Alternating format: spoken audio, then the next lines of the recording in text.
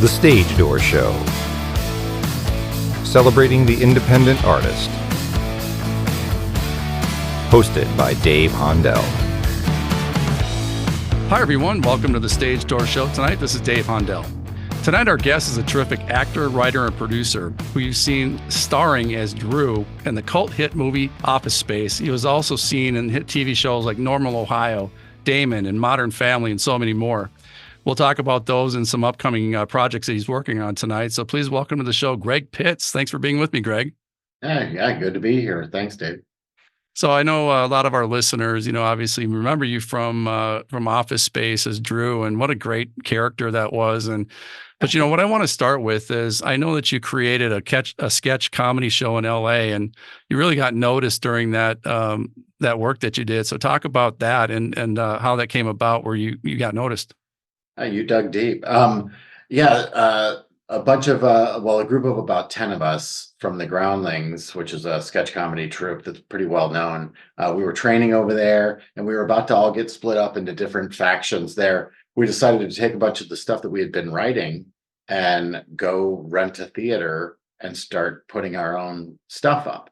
And we would sit around and come up with funny ideas like, what should we call it? And in sketch comedy, the more outrageous something sounds, the better. So we called it Smooth Down There, and we put a couple of naked Barbie and Ken dolls on the cover of the Smooth Down There. I love it. Because they have no genitals. Anyway, so we thought it was funny. That's what happens when you're, in your 20s and you're promoting. And we did a sketch comedy show. We had enough money pooled together and a little bit of advertising we'd sold for our pamphlet to keep the theater for 4 weeks.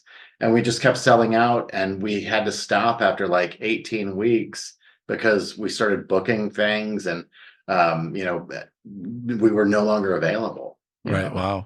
It was, but it was kind of one of those things where we didn't go into it with any expectations. We just wanted to put our material up and put it in front of an audience and test it. Well, it's not, obviously it was successful. And, coming from, I know you grew up in a smaller town in Florida on the Gulf Coast there, but, going to LA, obviously, there's the place to be. There's agents, managers everywhere, and so they go out to shows just like anybody else who's not in the industry, they enjoy themselves. But that's talk about the fact that, if you're in this industry, for our listeners, I know that you can put your footprint anywhere in the country and do well. But in order to be successful and get that work, we talked about this before we started recording, but you got to go where the work is, right? And so talk about the advantage of moving out to LA or maybe New York, or where there's a lot of work. Talk about the advantage of that. Well, it's funny that you say that, because one of the things that prompted me to go to Los Angeles was my father. I studied theater in college at the University of South Florida, was doing little acting projects and stuff in Florida. And my dad said, you got to go to LA. You can't keep talking about this. And I didn't realize that I was actually terrified of the prospect of going out into the world and really testing whether or not I could do any of this. Because it was all, anybody who's doing it, you can have blind optimism, but then if you're a bit of a realist, you're thinking, well, what if I fail? And then I'm all the way across the country in Los Angeles where I knew no one. So my dad said, he goes, all right, this is what we're going to do. He kind of helped me formulate a plan. He goes, we're going to get a newspaper. And this is back when people had and the white pages and the yellow pages. So he's like, we're going to find an apartment or a room for rent, and you're going to call them, and you're just going to say, this is the day that I'm going to be there. So that's what I did. And I called this lady. She lived out in Tahunga, which is way out in the boondocks in terms of moving to Hollywood, LA area. And she said, sure, I'll rent you the room. I said, I'm going to send you a deposit. This is the day I'm going to be there. And I showed up. I hated the place. I literally lived there for 2 weeks before I found a studio apartment in Hollywood. But that was in '94, right after the earthquakes happened. But, so Hollywood was scaffolding and stuff on all the buildings. It was really, really messed up. But the good thing is the minute I got to LA, as terrifying as it was, I think I knew immediately, in my gut, that's where I was supposed to be. And it's kind of what you're talking about, why it's an advantage to be there. I was suddenly immersed in all this, culture of people wanting to be creative and do things, not just talk about stuff. Anywhere you turn, there's a movie being filmed here. You're always seeing, Star Wagons and picture trucks and grip trucks and all this stuff running around the city. So it's everywhere. You're constantly reminded of it, which could probably be a bad thing too if you wanted to look at it that way. But it's your constant reminder that this is why you're here. You're here to do something, and you can very easily find other people, get involved in some kind of class, which is what I did. I went and started training at the Groundlings, and that's where I met my closest friends to this day. And that was 30 years ago. Well, I mean, you really don't know what you can do unless you just go ahead and take that risk and do it, because I think people are capable of doing much more than they think they can by just, kind of biting the bullet and doing it. I mean, I think everybody has that ability, but and one of the things that I wanted to ask you about is Office Space. I know, because it was just hilarious, the movie. And, did you ever imagine that it would take off the way it did? And and your character especially. I mean, that was just amazing performance and so funny. So talk about that experience being on that. I would imagine that it was hard to get through these scenes without laughing. Yeah, to answer the first question, no, I did not imagine it was going to be, some big hulking success. I can't even recall if I had read the entire script, because a lot of times you don't get the whole script. Sure. Sometimes you do. But I do remember in the audition, the scene where the whole O-face thing happens, which is sort of what people remember about it. That was, first of all, that was improvised. That wasn't even in the script. Really? Yeah. So it was supposed to, that whole, I've told this story so many times, so that's why it's right on the top of my mind. Right. That whole bit about, like, I'm going to take that new chick from logistics, that was supposed to end with me making some kind of lewd cunnilingus gesture.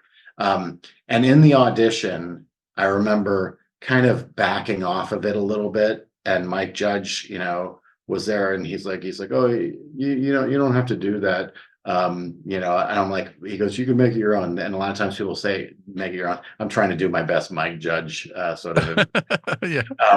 But he's a super nice guy. And on the day when we actually were filming the scene, he saw me once again kind of back up. But at this point I was processing, because I had remembered in the audition that he was kind of like, loose on whether or not you can, I needed to do exactly what he had written. And I was at the time working on Damon, which was a bunch of comics. It's David Allen Greer, Damon Wayans, Andrea Martin. I mean, you have these all-stars of comedy. And there was a ton of improvising. And the difference was that was a multi-camera live audience show. So you could, when you improvise the line, you get an immediate reaction. Right. That very different. You don't get any reaction. Nobody can react. So when I actually did the improvised line, I had no idea if it was funny until they called cut, and then everybody laughed. I was sweating bullets, because when I did it, I could kind of see in Ron Livingston's face, because he was the one I was looking right at. Yeah. I could kind of see a little smirk break across his face, and I'm thinking, all right, at least he thinks it's funny. Right. But yeah, so it was great. And then then they wanted me to try to improvise more things, and he tried to write more stuff for that character, but he finally admitted, he's like, I never intended to make Drew a bigger part of the movie. He goes, I don't know what to do with Drew. So anyway, yeah. But I mean, what a thing to be on that show. But I mean, the movie, because you've done comedy, you've done a lot of sitcoms, and talk about the timing that goes along with being in a sitcom, because it's. I think, did Groundlings, first of all, did that help with these shows, because obviously a lot of it is comedic, and I think when you talk about Groundlings and Second City and SAC Comedy Lab in Orlando, which I'm very familiar with, I mean, the improv, I think, is a good training ground for actors of any kind, right? So talk about the training that you've gotten, and that help you. Well, the improv training is crucial, because what it does is it sort of helps you build that muscle to feel assured that if something instinctual like comes into your brain or in the moment or whatever, you can just do it. And if you're in a good environment where people are welcoming of that sort of thing, which typically on a comedy show, a half-hour comedy, that's going to be exactly the kind of place that you can improvise. But if you have that ability, and you've worked on that, and uh, you realize, hey, wait, I can improvise and I can be good at that. It can serve you well because all of a sudden, it'll save you in a moment where all of a sudden, maybe you go up in a line and if you're doing a live performance, it's like, all right, just kind of reset and, just work it out until you get back to where you left off. So that's one way improv has helped. The best way it's helped is just kind of giving me that confidence to just kind of do something Right. and shot. Sometimes it fails miserably. I mean, you're not always going to be Yeah. striking comedic gold. A lot of times you're going to be Exactly. you have a crew that's like, over it. They're like, all right, this is take 22. And they Yeah. keep trying to get this guy to do something funny. And we all want to go to lunch and, Yeah.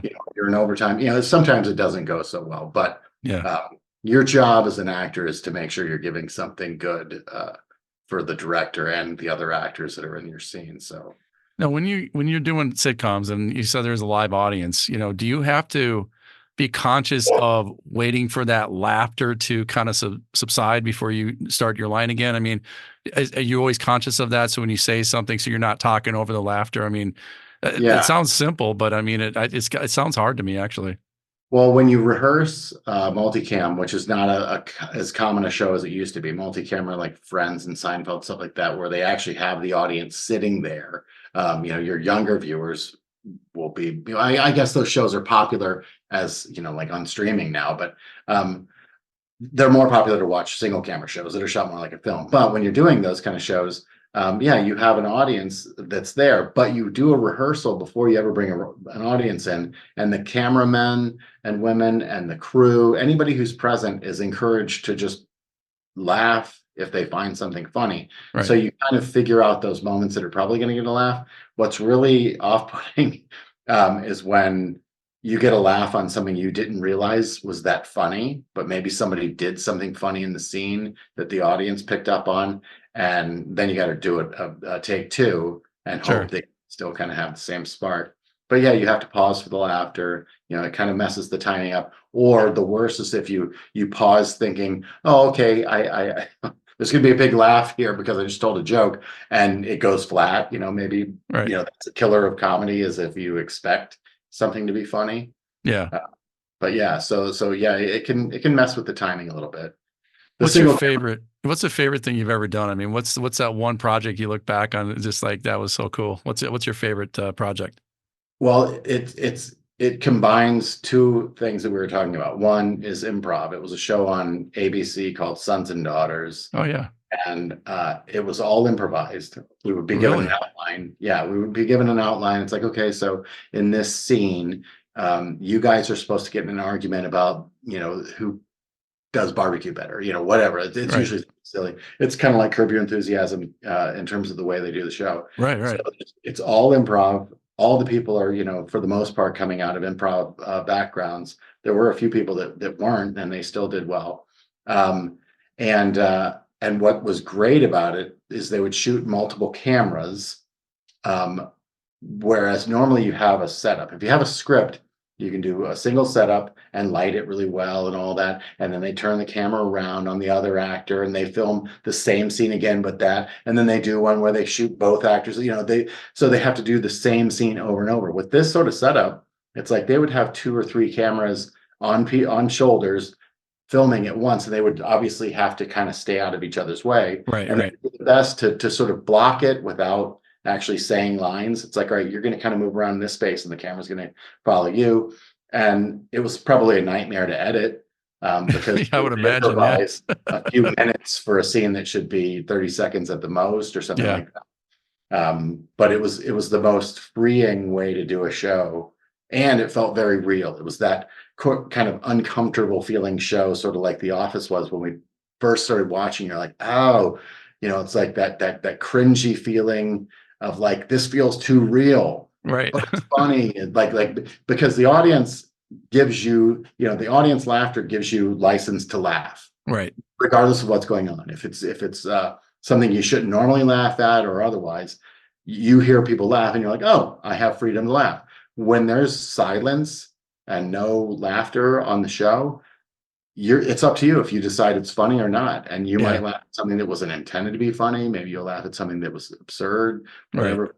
It was great as an actor. It was the greatest format to work on. So Yeah, it sounds like it. I interviewed Ed Asner a few years ago, and he was talking about when he went from Mary Tyler Moore to Lou Grant, and there was no audience. You know, we went from an audience to no audience in the same franchise. And yeah, he said it yeah, was odd. He goes, because when there was supposed to be a laugh, he goes, nobody on the set could laugh. You know, it had to be quiet.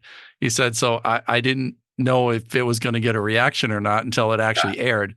So it's exactly what you're saying. You don't know yeah. until it airs if you're going to get a laugh. But so I guess it sounds like that's a pretty common thing, you know, to film that way. But the other thing I was going to ask you, Greg, is I understand that you were kind of a traveling MC for a stunt show, a traveling stunt show. So talk about that experience. That sounds really interesting.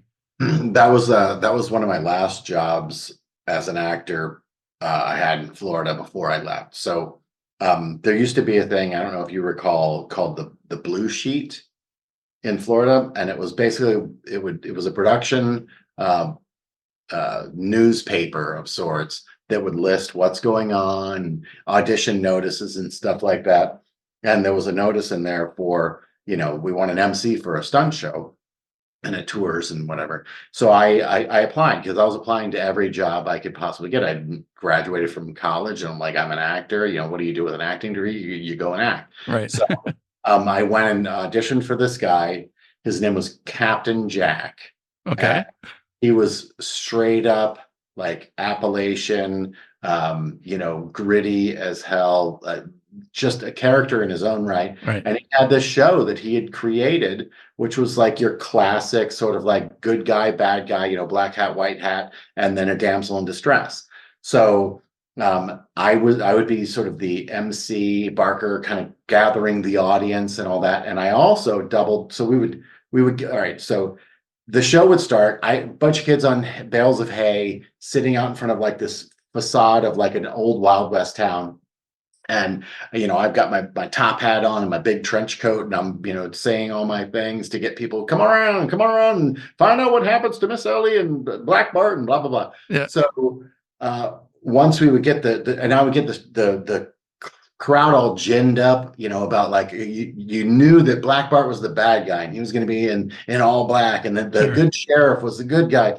And so everybody knew to boo and to cheer. Right. And then it's like the only person we're missing is Miss Ellie. We need Miss Ellie from the crowd because we don't have a woman. So I would find some woman in the crowd and I would get her up here, and I'd say, all right, I'm going to take her in the back and I'm going to get her all dressed up. You might not even recognize her by the time she comes out here, and we'll get the show started. So I walk through these saloon doors with this volunteer who's freaking out like she's going to have to be in a show. She's not in a show. I then reemerge with, it was completely, you could not do this now. Maybe they still do. Yeah. With a wig on, ridiculous, like red Yeah. lips, balloons in my bra, and a little short dress with like bloomers with hearts on it. And I was the damsel that they were fighting over. And it was a lot of fun. We slept in the trailer. The whole thing was a big semi truck that became the stage. And then we had a cab over, like, one of those pickup trucks. That was what I lived in. And that hauled like a 2-banger camper that the other 2 stunt guys lived in. And we toured around to carnivals, and we would be like the headliner of the carnival. And Oh, wow. it felt like it was amazing because you'd have like a town where you're, it's like Jimmy's Hog Heaven Barbecue and Coors Light are the sponsors. And so, after the show was done, we'd go over to the barbecue tent and eat a bunch of barbecue and have some beers. And I'm like, it felt great. It was $400 a week, and I felt like I was living like a king. Wow. That's so Yeah, fun. it was awesome. Yeah. I would imagine that would be a blast to do. And love live comedy like that, and live acting. You also have something coming up that's going to be out soon. The Throwback. It might be out now, or is it? Yep, it's out. It out, actually okay. came out recently. That was another one actually shot in Florida. A small independent film, which has a really funny story. Will Sasso's in it. And he plays a guy whose wife ends up having a stressful moment. and she ends up sort of regressing back to like her college age years because Sure. it's when she was last remembered having a good time. So it's kind of a phenomenon that the writer had maybe read something about, and he thought, oh, that'd be kind of a funny movie. So he wrote it. This is his first movie he's ever written. This is the first movie he's ever directed, and it turned out really great. And I play the doctor that diagnoses her. And breaks the news to Will Sasso about the crazy thing that happened to his wife. It's really funny. It's a sweet kind of romantic comedy, and it's on the streamers. It came out in the theaters for a brief period of time, and then it's on the streamers. Apparently, my dog's watching it right now. He's watching it right now. Yeah. But the throwback, check it out on, I think you said it's on a multiple streaming platform. So just I'm pretty sure it's on Prime and probably Netflix as well. Sure. So That's awesome. Well, congrats on that. And the other thing, we always have actors give advice to our young listeners out there that are just getting started in the industry. So, what would the one piece of advice that you would have for somebody just getting started? And I know the business has evolved over the years, and but what kind of advice from your experience can you give somebody? Well, I will say this, and it's advice I've dispensed many times to young theater students that I've been asked to talk to when they're heading out to Los Angeles or New York or something. It is a complete misnomer to think that you have to have a job with tons of flexibility in order to go on auditions. You need to, when you get to Los Angeles and you realize how expensive it is to live in a place like this, you need to make sure you take care of yourself. Go get a job like that actually, like don't think you have to work in a bar or something like that. If that's what you do, fine, that's great. That environment tends to be sort of counter to what you need to really be doing with yourself day to day, and being ready for auditions. But go get a regular job and then prove yourself as a good employee, and then find ways to go on the auditions.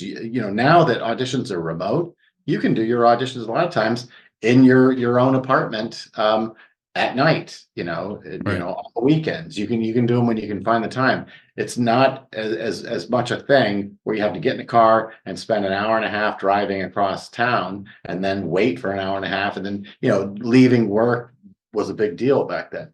But what it does when you have an actual job is it gives you something to keep your mind from going stale, constantly obsessing over whether or not you're going to get any acting work or not. And then look, the realities of it is it's very difficult, and the odds are stacked against you that you're gonna really succeed at this, or maybe it's only for a brief period of time.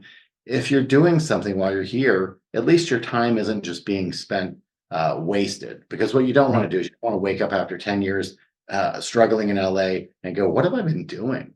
Like, this didn't bear any fruit, and now I'm in debt. I don't feel like I'm going to write the next great, screenplay or star in the next big movie. It takes your mind away from that, because everybody needs to be doing something, and it gives you experiences to write about. It gives you stuff to use for acting. So it's beneficial to you mentally to just make sure you take care of yourself. That would be probably the single most important thing you can do, aside from all the advice you get about training. And obviously those are things you have to do. You need to train, you need to get involved some kind of a company out here. You need to be, these days you need to have some kind of presence in social media. I mean, if we had TikTok and Instagram to just like basically do all our little sketches and stuff, you could hit 1 million people, and do all your fun things. Back in the day, we used to have to mail a VHS tape to somebody if we filmed something. So yeah, definitely. That's amazing advice, and I love that advice, because it's the actors and the singers that I interview that have had success like yourself. That's the advice that I usually get from them, is take care of yourself first, and then the other piece of it will eventually come. But you got to stick with both. You got to stick with the job. You got to stick with the auditions, and eventually you're going to hear that yes. And that's the one thing I think people are so close to quitting, but they don't realize how close they are to success in that piece of it as well. So to not give up. But again, great advice on that, to just, take care of yourself first, put food on the table, pay your bills. And then, and then that way you don't have to worry about being in debt, like you said. So Wonderful advice. So thank you for that. Before we go, also, Greg, I ask everybody this question, but when it's all said and done, what do you want your legacy to be? What do you want to leave behind when people think of Greg Pitts? Mm, wow. I don't know. What would I want to leave behind? I don't know. I guess I hope that my in memoriam people actually are like, hey, oh man, missed that guy. I don't know. Like that Yeah. would be kind of nice because you always watch this and there are those 20% of the people that you're like, I don't even know who that is. So I guess maybe like the actor part of me, the needy of attention part of me would maybe be thinking that, but I don't know. I like thinking about the impact that I have on people right now while I'm alive and able to interact because it's fun when people are like, "Hey, man, you really cracked me up," and it'll be at the grocery store or something, and it'll just be somebody that's standing next to me getting some tomato soup, and they're like, "Hey, you're a funny guy," and that's all it takes. And all of a sudden, it's like if I was having a crummy day, somebody making just some little comment. Now they sometimes say other things that kind of tank the day, but for the most part, it's usually something positive. So, yeah, I don't know if I think of it so much in terms of legacy as much as I think of it just in terms of people enjoying something that I currently do, and hopefully still will do in the future. Well, I mean, you're a hilarious actor, and just a great human being too. I mean, we had a great conversation before we recorded, and again, I really appreciate you being on the show, Greg, and best of luck to you for anything that you do, and always welcome back. And again, thank you for your time. It's an honor. Yeah, thanks. But, hey, do you see my cat back there trying to I do. Down? Now talk about teach him how to open the door. Talk about somebody who wants some attention. This guy back here, that's what he wants his legacy to be. Yeah, no, I appreciate it, Dave. I do. I had a lot of fun.